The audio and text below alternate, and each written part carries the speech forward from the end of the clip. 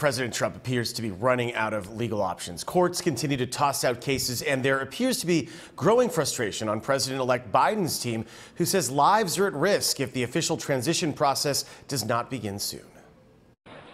Tonight in Georgia, the hand recount is complete, and it confirms Joe Biden won the state. Biden won by a final tally of 12,284 votes. That number slightly smaller than the original tally because additional votes were added for President Trump. Election officials in Georgia say there was no evidence of fraud, as President Trump alleged. The campaign can request a machine recount. Loyola law professor Jessica Levinson says the president has few, if any, options left in the state to turn the vote in his favor.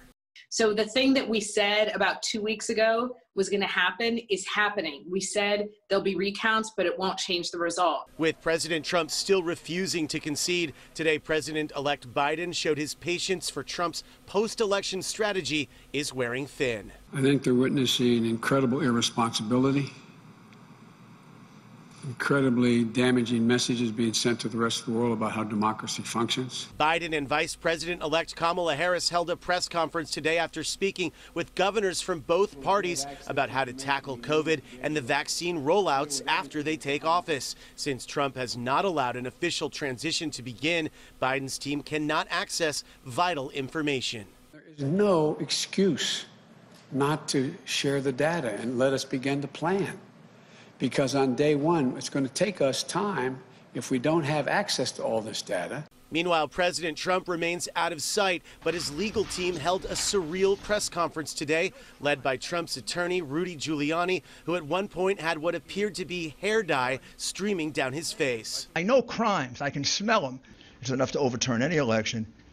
It's disgraceful what happened. With almost all of the cases the Trump team has filed being tossed out of court, Giuliani is still not providing any evidence to back up claims of voter fraud. And there are other aspects of this fraud that at this point I really can't reveal. The country's former top election security official, Chris Krebs, fired by President Trump on Tuesday, called today's press conference, quote, the most dangerous hour and 45 minutes of television in American history, and possibly the craziest.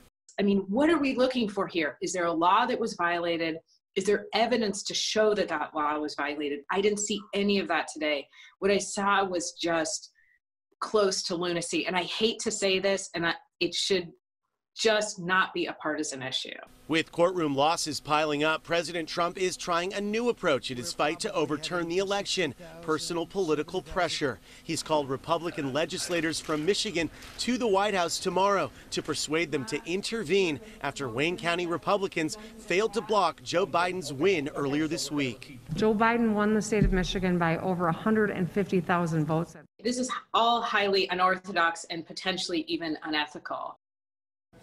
The Trump campaign had also tried to block the Michigan election result in court, but withdrew that suit today, leaving their record on legal challenges nationwide almost entirely without success. Live in the newsroom, I'm Tom Waite. Juan, back to you.